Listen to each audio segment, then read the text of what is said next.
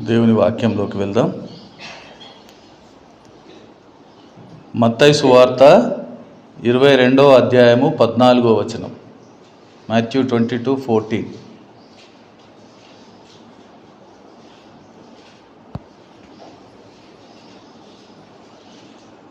కాగా పిలువబడిన వారు అనేకులు, ఏర్పరచబడిన వారు కొందరే అని చెప్పాను. ప్రియ సంగమా, ఈరోజు ప్రభు యేసు చెప్పిన మాట మన ముందర ఉంచబడి ఉంది. ఈ మాట అందుకు సంబంధించిన ఉపమానము మనందరికీ తెలుసు. అది ఒకసారి మనము జ్ఞాపకం చేసుకుందాం క్లుప్తంగా. మనం ఆ అధ్యాయంలో చూస్తాము, ఒక రాజు తన కుమారుని విందును ఏర్పాటు చేసి దానికోసం కొందరిని పిలిచారు. కానీ వారు వారి కారణాల ద్వారా దాన్ని నిరాకరించారు. అప్పుడు ఆయన తన సేవకులను పంపి రాజవీధులలో ఉన్న వారిని, ఎవరు కనపడితే వాళ్ళను అందరికీ ఆ విందుకు అవకాశము ఇచ్చిన పరిస్థితి మనం అక్కడ చూస్తాం. అందరూ చాలామంది వచ్చారు. వాళ్ళందరూ ఆ విందుశాలలో కూర్చున్నారు. ఆ రాజు వచ్చిన వారిని చూడడానికి వచ్చినప్పుడు అక్కడ ఒక వ్యక్తి పెళ్లి వస్త్రం ధరించుకోకుండా ఉండడం చూసి అతన్ని ప్రశ్నించినప్పుడు వాడు మౌనంగా సమాధానం చెప్పలేని పరిస్థితుల్లో అతన్ని వెలుపలికి చీకట్లోకి తోసివేసినట్టు మనం అక్కడ చూస్తాం. ఆ సందర్భంలో ప్రభు యేసు చెప్పిన మాట ఈరోజు మనము చదువుకొని ఉన్నాం. ఇక్కడ ఈరోజు మనం ఒక మాటను అర్థం చేద్దాం. అదేంటంటే, ఆ విందుకు పిలువబడిన వారు ఆ పిలుపును విని రాకుండా నిరాకరించి ఉండడం వల్ల వాళ్ళు ఏ ఫలితాన్ని అయితే పొందారో, ఏ శిక్షకైతే పాత్రులుగా నిలిచారో, ఆ పిలుపును విని వచ్చి దానికి అనుగుణంగా ఉండలేని వాడు కూడా అదే శిక్షను పొందినట్టుగా మనం చూస్తూ ఉన్నాం. అంటే పిలువబడడం ఎంతో సంతోషం. మనందరము ఆయన కృప వల్ల ఒకరోజు పిలువబడి ఉన్నాం. మనం ఎందుకు పిలువబడ్డాము? ఆ పిలుపు ఉద్దేశం ఏంటి? మనము అర్థం చేయాలి, మనకు తెలియాలి. ఆ పిలుపుకు అనుగుణంగా పిలువబడిన చోట మనము ఉండాలి.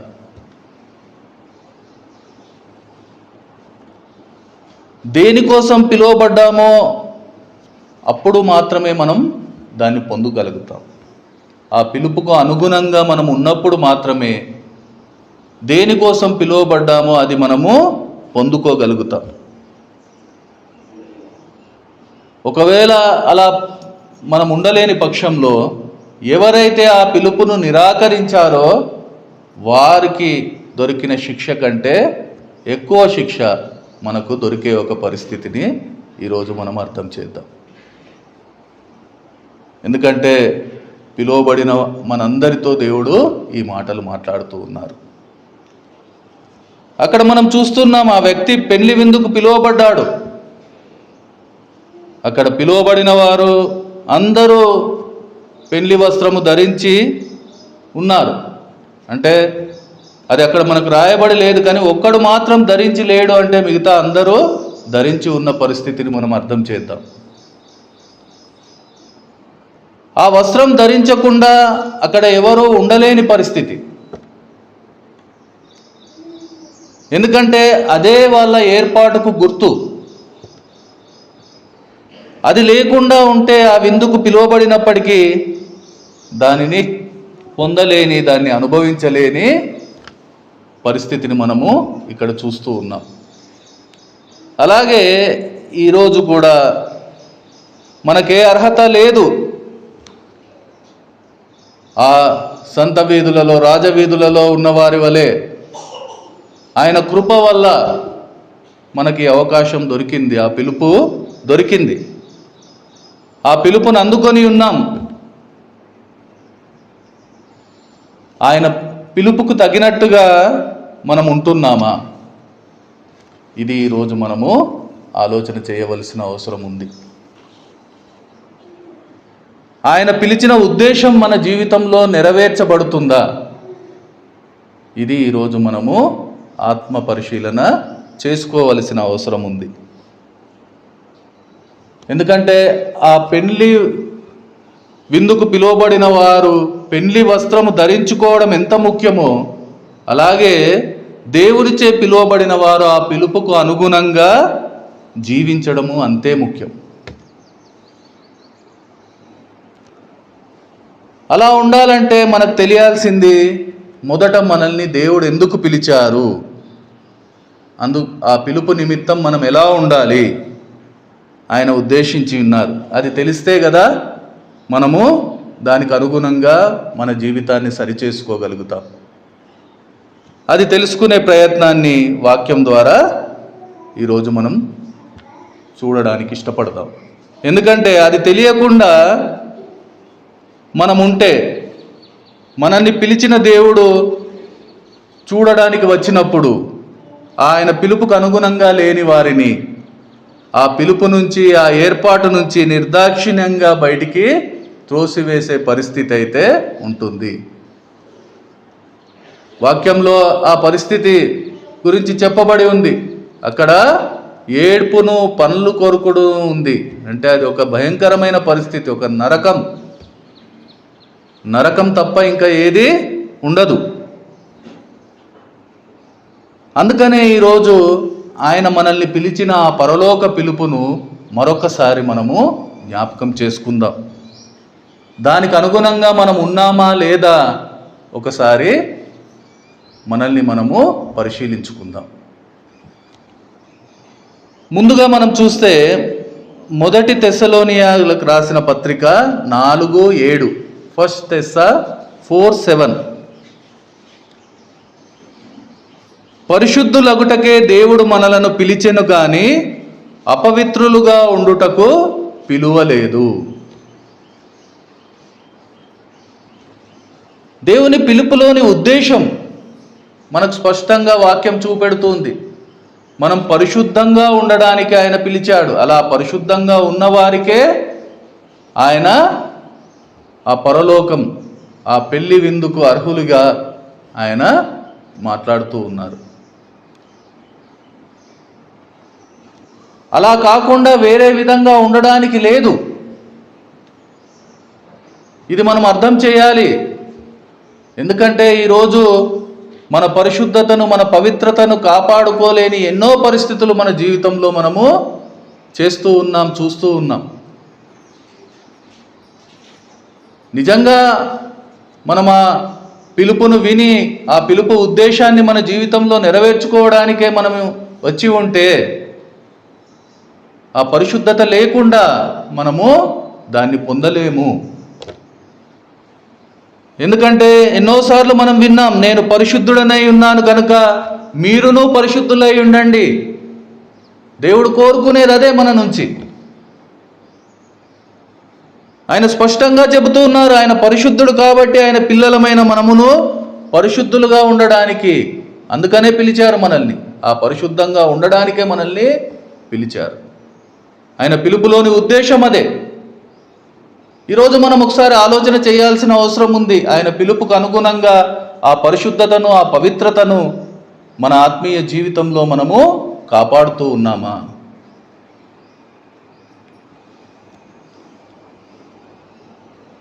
చాలామంది ఆయన దేవుడు, ఆయన పరిశుద్ధుడు, పరిశుద్ధంగా ఉండగలుగుతాడు, మనం ఉండలేకపోతున్నామని అనుకోవచ్చు. కానీ చాలామంది ఆయన వలె పరిశుద్ధంగా జీవించడం సాధ్యమా అని కూడా అనుకోవచ్చు. సాధ్యం కాకపోతే దేవుడు మనకు ఆ పని ఇవ్వరు.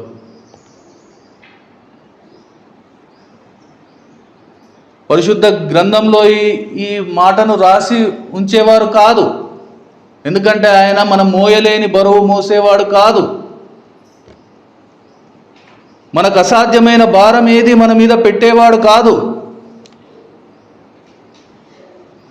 అంతేకాదు, ఆయన అలా ఎలా జీవించాలో ఈ లోకంలో ఒక సామాన్యునిగా జీవించి చూపెట్టాడు.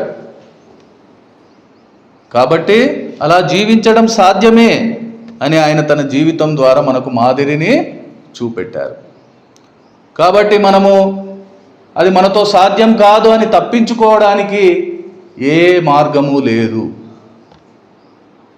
ఎందుకంటే చాలామంది ఇదొక సాకుగా చూపెట్టి తప్పించుకునే ప్రయత్నం చేస్తూ ఉంటారు. కానీ అది ఏ ఫలితాన్ని ఇవ్వదు, శిక్షకే పాత్రులుగా నిలబెడుతుంది.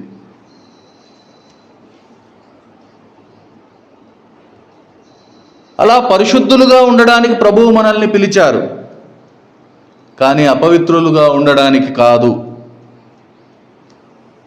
మనం జీవించే ఈ లోకం అపవిత్రమైనప్పటికీ ప్రభువు మనలను పవిత్రులుగా జీవించమని చెబుతూ ఉన్నారు. హెబ్రీలకు రాసిన పత్రిక 7:26లో మనం చూస్తాం. హీబ్రూస్ 7:26, పవిత్రుడును నిర్దోషియు నిష్కల్మషుడును పాపులలో చేరక ప్రత్యేకముగా ఉన్నవాడును. అంటే ఈ పాపపు లోకంలో పరిశుద్ధంగా ఉండాలంటే ప్రత్యేకంగా ఉండవలసిన అవసరం ఉంది. అందుకనే దేవుడు ఎన్నోసార్లు మనతో మాట్లాడుతూ ఉంటారు, ఈ లోక సంబంధాలతో దూరంగా ఉండండి, ఈ లోకంతో ప్రత్యేకపరచబడిన వారిగా ఉండండి. ఎన్నిసార్లు దేవుడు చెప్పినా మనము దాన్ని పట్టించుకోవడం లేదు.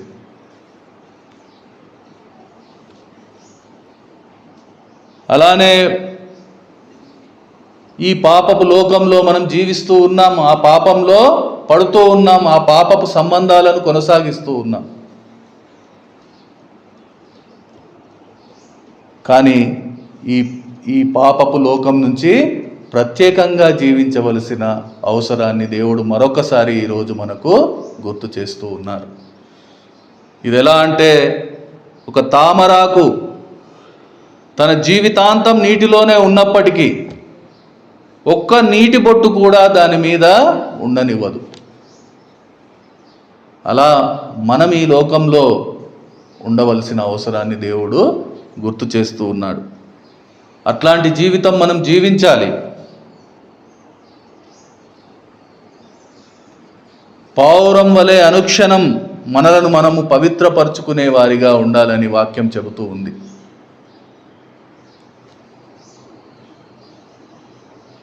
ఈరోజు మనం ఆలోచన చేయాల్సిన అవసరం ఉంది. మన జీవితాలు ఎలా ఉంటూ ఉన్నాయి? ఆ పవిత్రత, పరిశుద్ధత మన జీవితాలలో మచ్చుకైనా కనిపిస్తుందా? ఎంతో కొంత నేనున్నానని ఒక 80% ఉన్నా, 90% ఉన్నా అని మనల్ని మనము సంతృప్తి పరచుకోవడం కాదు. దేవునికి కావలసింది 100%. 99 ఉన్నా కూడా ఆయన సంతృప్తి పడడు. అటువంటి పరిస్థితుల్లో మనం ఇంకా ఎంత ఖచ్చితంగా ఉండాల్సిన అవసరం ఉంది.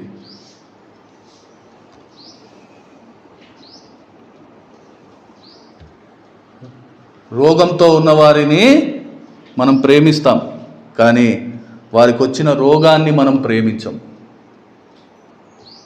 అలానే మన పాపంతో ఆయన ఏ రోజు రాజీ పడడు. పాపంలో ఉన్నావంటే ఆయన నీకు దూరంగానే ఉంటాడు. ఆయన కనుదృష్టి దుష్టత్వము చూడలేనంత నిష్కలంకమైనదని వాక్యం చెబుతూ ఉంది. ఆయన పిల్లలుగా అలాంటి పవిత్ర జీవితం జీవించాలని ఈరోజు మనకు చెప్పబడుతూ ఉంది. ఈరోజే కాదు, ఎప్పుడూ దేవుడు అదే మన నుంచి కోరుకుంటూ ఉన్నాడు. ఎందుకంటే ఆయన ఉద్దేశం అదే, ఆయన మనల్ని పిలిచిన ఉద్దేశం అదే. ఒకసారి అర్థం చేద్దాం సంగమా. ఆయన ఉద్దేశాన్ని గ్రహించకుండా ఆయన పిలుపును నిరర్ధకం చేస్తూ ఆ పవిత్రతను దూరం చేసుకునే పరిస్థితుల్లో మనం జీవిస్తూ ఉన్నామంటే ఆయన ప్రణాళికలో మనము ఉండము.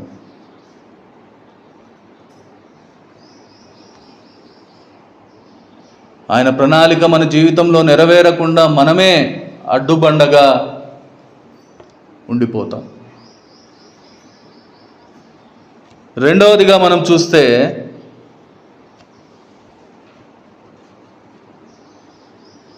ఎఫెసీలకు రాసిన పత్రిక 4వ అధ్యాయము 2, 3, ఎఫెషియన్స్ 4:2 and 3 వర్సెస్.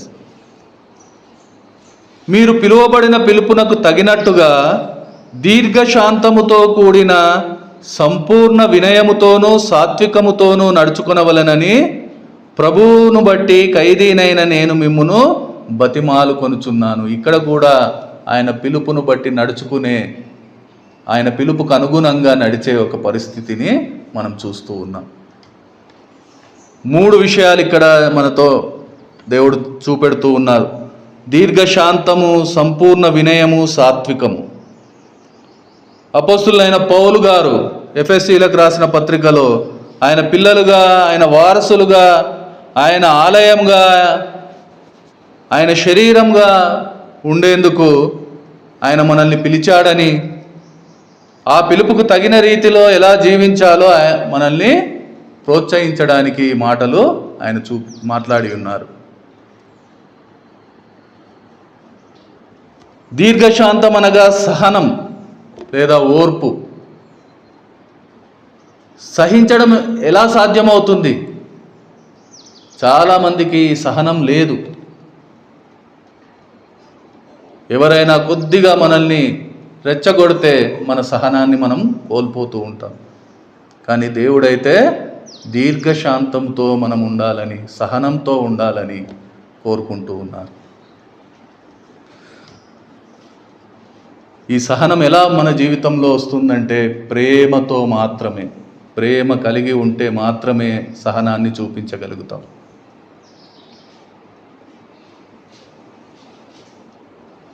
మనం సహించలేని వాటిని కూడా సహించేట్టు చేయగలిగేది ఆ దేవుని ప్రేమ మాత్రమే. దేవుని పిల్లలుగా మనం సంపూర్ణ వినయం కలిగి ఉండాలి. అది దీర్ఘశాంతంతో కూడినదై ఉండాలి అని వాక్యం మాట్లాడుతూ ఉంది.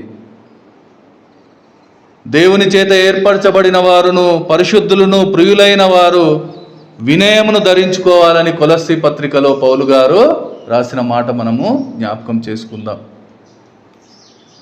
ఎందుకంటే ఈ వినయము దీన మనస్సు గల వారి యొద్ద నేను ఉంటానని ప్రభువు చెప్పారు. అది కూడా యెషయా 57:15లో మనం చూస్తాం. ఐసయా 57:15 మహాగణుడును, మహోన్నతుడును, పరిశుద్ధుడును, నిత్య నివాసి అయిన వాడు ఇలాగు సెలవిచ్చుచున్నాడు, నేను మహోన్నతమైన పరిశుద్ధ స్థలములలో నివసించువాడను అయినను వినయము గల వారి ప్రాణమును ఉజ్జీవింపజేయుటకును, నలిగిన వారి ప్రాణమును ఉజ్జీవింపజేయుటకును వినయము గల వారి యొద్దను, దీన మనస్సు గల వారి యొద్దను నివసించుచున్నాను. ఈరోజు దేవునితో ఉండడమే మన ఆత్మీయ లక్ష్యమైతే, దేవుని దగ్గర ఉండడమే మన గమ్యమైతే, ఆయన స్పష్టంగా చెబుతూ ఉన్నారు, వినయం గల వారి యొద్ద నేనుంటాను, దీన మనస్సు గల వారి యొద్ద నేనుంటాను. ఆయన ఉండే జీవితం, ఆయనతో ఉండే జీవితం ఆయన పిలుపుకు అనుగుణంగా జీవిస్తుంది. అంతేకాదు ఆయన ఉగ్రత నుంచి తప్పించబడుతుంది.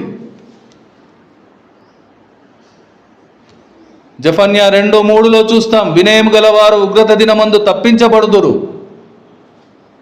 దేశంలో సాత్వికులై ఆయన న్యాయ విధులను అనుసరించి సమస్త దీనులారా యెహోవాను వెదుకుడి. మీరు వెదకి వినయము గలవారై నీతిని అనుసరించిన ఎడల ఒకవేళ ఆయన ఉగ్రత దినమున మీరు దాచబడతారు. ఈరోజు ఆ ఉగ్రత నుంచి తప్పించుకోవడమే మన కోరిక అయితే, ఆ వినయం లేకుండా ఆయన పిలుపుకు అనుగుణంగా మనం ఎలా జీవించగలుగుతాం? ఇక సాత్వికం గురించి ఆలోచిస్తే, ఈ సాత్వికం అనగానే మనకు మోషే గుర్తుకు వస్తాడు. ఎందుకంటే మోషే గురించి దేవుడు సాక్ష్యం ఇచ్చి ఉన్నారు. మోషే చాలా కోపిష్టి. అతనికి ఎంత కోపం అంటే ఒక ఐగుప్తుని చంపి ఇసుకలో పాతి పెట్టేశాడు. అంత కోపిష్టి 40 సంవత్సరాలు మిద్యాను అరణ్య అనుభవంలో సాత్వికుడిగా మారిపోయాడు. అందుకనే దేవుడు ఆయన గురించి సాక్ష్యం ఇచ్చారు, ఈ భూమిలో ఆయన కంటే సాత్వికులు ఎవరు లేరు అని. అలా మనం కూడా ఆ మిద్యాను అనుభవంలో రావాలి. అందుకే దేవుడు మనల్ని ఆ అనుభవంలో గుండా నడిపిస్తూ ఉన్నాడు. అవి శ్రమలు కావచ్చు, పరీక్షలు కావచ్చు, నిందలు కావచ్చు, అవమానం కావచ్చు, కష్టాలు కావచ్చు, ఇంకేదైనా కావచ్చు. ఆ మిద్యాను అనుభవంలో మనం కూడా నడవాలి. దేవుని చిత్తానికి అనుగుణంగా మనం అక్కడ జీవించాలి. నేను సాత్వికుడను, దీన మనస్సు గలవాడను కనుక మీ మీద నా కాడి ఎత్తుకొని నా యొద్ద నేర్చుకొనుడి. ఆయన ఎత్తే కాడి అదే. ఈరోజు ఆయన కాడి మోయడానికి ఎంతమంది మనం సిద్ధంగా ఉంటూ ఉన్నాం? ఆయన ఇచ్చిన దాన్ని మనం భరించడానికి. అది బాధ కావచ్చు, కష్టం కావచ్చు, ఇబ్బంది కావచ్చు, అవమానం కావచ్చు, ఇంకేదైనా కావచ్చు. దాన్ని మోయడానికి మనం ఎంతమందిమి సిద్ధంగా ఉంటూ ఉన్నాం? అది లేకుండా మనం సాత్వికంగా ఎలా మారగలుగుతాం?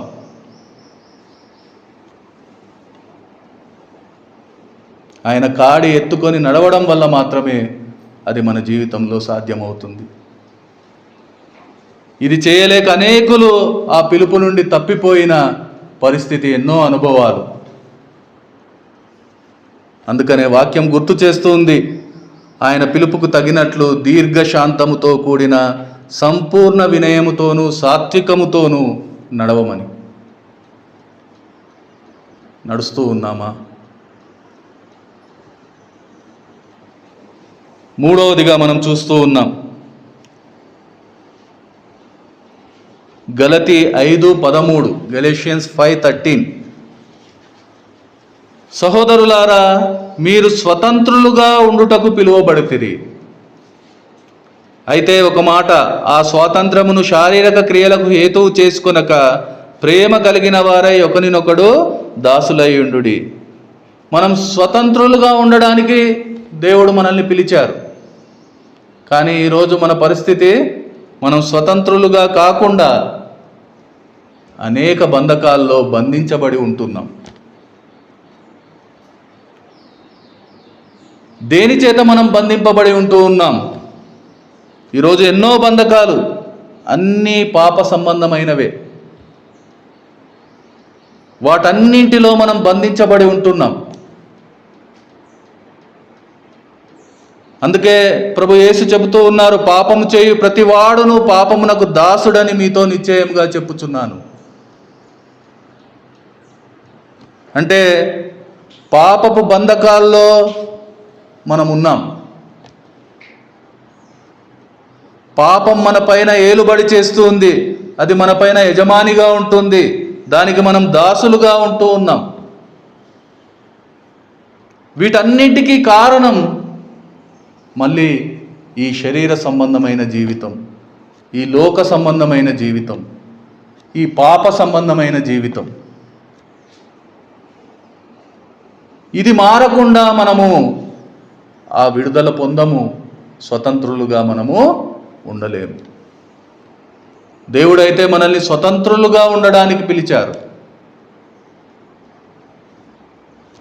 రోమా 12 మొదటి 2 వచనాలు మనం చూస్తే, కాబట్టి సహోదరులారా, పరిశుద్ధమును దేవునికి అనుకూలమునైన సజీవ యాగముగా మీ శరీరములను ఆయనకు సమర్పించుకొనుడని దేవుని వాత్సల్యమును బట్టి మిమ్మును బతిమాలుకొనుచున్నాను. ఇట్టి సేవ మీకు యుక్తమైనది. మీరు ఈ లోక మర్యాదను అనుసరింపక ఉత్తమమును అనుకూలమును సంపూర్ణమునై ఉన్న దేవుని చిత్తమేదో పరీక్షించి తెలుసుకొనున్నట్లు మీ మనసు మారి నూతన మగుట వలన రూపాంతరం పొందండి అని మనతో ఎన్నోసార్లు మాట్లాడుతూ ఉంది. ఎందుకంటే ఈ మార్పు లేకుండా మన జీవితాలు ఆ సర్వసత్యంలోకి నడిపించబడవు. మనం స్వతంత్రులుగా ఉండలేము. సత్యం అంటే దేవుడు, ఆయన చిత్తము, ఆయన వాక్యము. ఆ వాక్యానుసారమైన జీవితమే మన ప్రతి బంధకాల నుంచి మనల్ని విడిపిస్తుంది. ఈరోజు ఏ ఏ బంధకాలలో నీవు ఉన్నావో దానికి కారణం వాక్య విరుద్ధమైన నీ జీవితం. దేవుడు ఇచ్చిన దానితో తృప్తి పడమని వాక్యం చెబుతూ ఉంది. కానీ దేవుడు ఇవ్వని దానికోసం ఆశపడితే ఒక బంధకంలో మనం పడిపోతూ ఉన్నాం.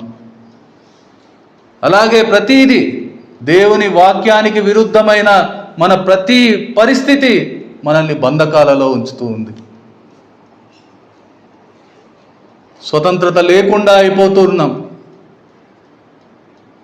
వాక్యం అయితే చెబుతూ ఉంది, పిలువబడిన వారితో మాట్లాడుతుంది, మీరు స్వతంత్రులై ఉండడానికి పిలువబడ్డారు.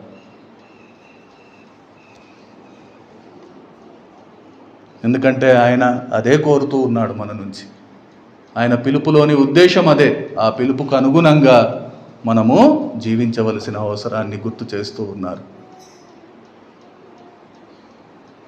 నాలుగవదిగా మనం చూస్తే 1 పేతురు 3:9-10 1 Peter 3:9-10 వర్సెస్. ఆశీర్వాదమునకు వారసులవుటకు మీరు పిలువబడితిరి కనుక కీడుకు ప్రతి కీడైనను దూషణకు ప్రతి దూషణ అయినను చేయక దీవించుడి. జీవమును ప్రేమించి మంచి దినములు చూడగోరువాడు చెడ్డదాని పలకకుండా, తన నాలుకను కపటపు మాటలు చెప్పకుండా తన పెదవులను కాచుకొనవలెను. అనేకులకు ఆశీర్వాదకరంగా ఉండడమే నిజమైన ఆశీర్వాదం ఆత్మీయంగా. కానీ ఈరోజు మనము ఏ ఆశీర్వాదాలను కోరుకుంటూ ఉన్నాం, ఏది ఆశీర్వాదం అనుకుంటున్నాం, ఒకసారి మనము స్పష్టం చేసుకోవాల్సిన అవసరం ఉంది. దేవుడు కోరుకునేది, దేవుడు ఇచ్చేది ఆత్మీయ సంబంధమైన ఆశీర్వాదం కోసమే ఆయన మాట్లాడేది, కానీ ఈ భౌతిక సంబంధమైనది కాదు. అట్టి ఆశీర్వాదాలను స్వతంత్రించుకోవడానికి లేదా వాటికి వారసులు కావడానికి ఆయన పిలిచి ఉన్నారు. అందుకనే అది మన జీవితంలో నెరవేరాలంటే కీడుకు ప్రతి కీడు చేయవద్దు అని దేవుడు చెబుతూ ఉన్నాడు. కానీ ఈరోజు మనము అది చేయగలుగుతూ ఉన్నామా? నీకు కీడు జరిగినా ప్రతి కీడు చెయ్యొద్దు అని అంటున్నారు. కానీ మనకే కీడు చెయ్యకున్నా మనము ఇతరులకు కీడు చేసే ఆలోచన, పనులు చేస్తూ ఉన్నాం. దూషణకు ప్రతి దూషణ చేయవద్దు. నిన్ను దూషించే వారిని తిరిగి దూషింపక వారిని దీవించండి. చెడ్డదాన్ని పలకకుండా, తన నాలుకను కపటపు మాటలు చెప్పకుండా తన పెదవులను కాచుకోమని దేవుడు చెబుతూ ఉన్నాడు. ఇవన్నీ మన జీవితంలో మనం చేయగలుగుతూ ఉన్నామా? మన పెదవులను, మన నాలుకను మనం కాచగలుగుతూ ఉన్నామా? ఇక్కడ కపటపు మాటలు మాట్లాడొద్దని దేవుడు చెప్తూ ఉన్నాడు. కపటపు మాటలు అంటే హృదయం ఏదైతే ఉంటుందో అదే మాట్లాడుతూ ఉంది, కానీ నోరు అదే మాట్లాడుతూ ఉందని వాక్యం చెబుతుంది. కానీ మనం హృదయంలో ఒకటి ఉంచుకొని బయటికి ఒకటి మాట్లాడుతూ ఉంటాం. అదే కపటపు మాటలు. అలా మాట్లాడని పరిస్థితి మనలో ఎవరికైనా ఉందా?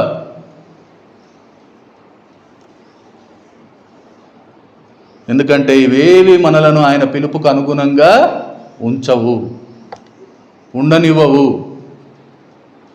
వీటన్నింటినీ విడిచిపెడితేనే ఆ పిలుపు ప్రకారం మనం ఉండగలుగుతాం. ఇదే ఆయన మనల్ని పిలిచిన దేవుని పిలుపులోని ఉద్దేశం. అలా కీడుకు ప్రతి కీడు చేయకుండా, దూషణకు ప్రతి దూషణ చేయకుండా, కపటపు మాటలు మాట్లాడకుండా, సత్యమైన యథార్థమైన మాటలే పలుకుచూ ఉంటేనే ఆ ఆశీర్వాదాన్ని మనం పొందుకోగలుగుతాం. ఆయన పిలుపుకు అనుగుణంగా మనము ఉండగలుగుతాం. చివరగా ఫిలిప్పీలకు రాసిన పత్రిక 3:14, ఫిలిప్పియన్స్ 3:14, మనము బహుమానము పొందుటకు పిలువబడ్డాము. మనందరికీ తెలుసు, క్రీస్తు యేసునందు దేవుని ఉన్నతమైన పిలుపునకు కలుగు బహుమానమును పొందవలననే గురి యొద్దకు పరుగెత్తుచున్నానని పౌలు గారు చెప్పిన మాట మనందరికీ తెలుసు. ఈ ఆత్మీయ జీవితం ఒక పరుగు పందెం. అలసిపోకుండా గమ్యం చేరే బహుమానాన్ని పొందేవారిగా మనం ఉండాలి. ఆయన ఉన్నతమైన పిలుపుకు లోబడిన వారికి ఆయన ఇచ్చే బహుమానం దొరుకుతుంది. ఆ బహుమానం అక్కడ ప్రస్తావించలేదు, కానీ అది అత్యంత శ్రేష్టమైనది, అక్షయమైనదని పౌలు గారి మాటలను బట్టి మనకు అర్థమవుతుంది. సంగమా, ఒక్కసారి ఆలోచన చేద్దాం. ఈరోజు మనము దేనికోసం పరుగెడుతూ ఉన్నాం?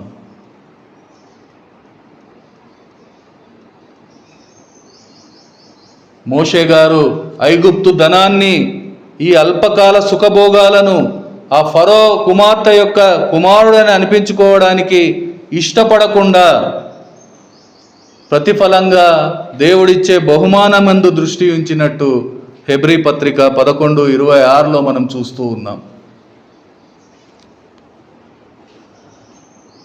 ఈరోజు మన విశ్వాసం ఎలా ఉంది?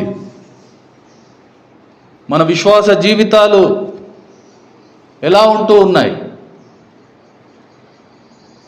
ఈ అల్పకాల సుఖభోగాలు, ఈ ధనము, ఈ హోదా, ఈ అధికారం మోజులో పడి ఆయన ఉన్నతమైన పిలుపును నిర్లక్ష్యం చేసి ఆ అక్షయమైన శాశ్వతమైన బహుమానానికి మనము దూరమయ్యే పరిస్థితుల్లోనే ఉంటూ ఉన్నాం. అందుకనే వాక్యం హెచ్చరిస్తుంది, సహోదరులారా, మీ పిలుపును ఏర్పాటును నిశ్చయం చేసుకొనుటకు మరింతగా జాగ్రత్తగా ఉండండి అని.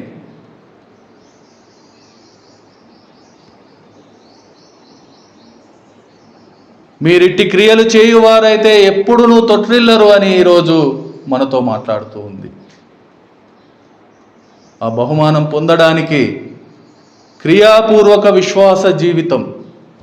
ఈరోజు మాటలైతే చాలా మాట్లాడతాం మనం, కానీ మన మాటల్లో చూపెట్టే విశ్వాసము మన జీవితంలో కనిపించదు, మన క్రియల్లో కనిపించదు.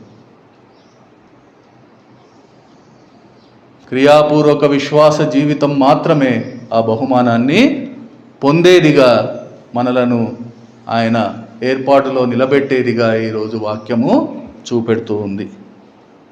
ఈ మాటలు విన్న మనమందరము ఆలోచన చేయవలసిన వారమై ఉన్నాం. ఆయనచే పిలువబడి ఉన్నాం, ఎంతో సంతోషం, దేవునికి స్తోత్రం.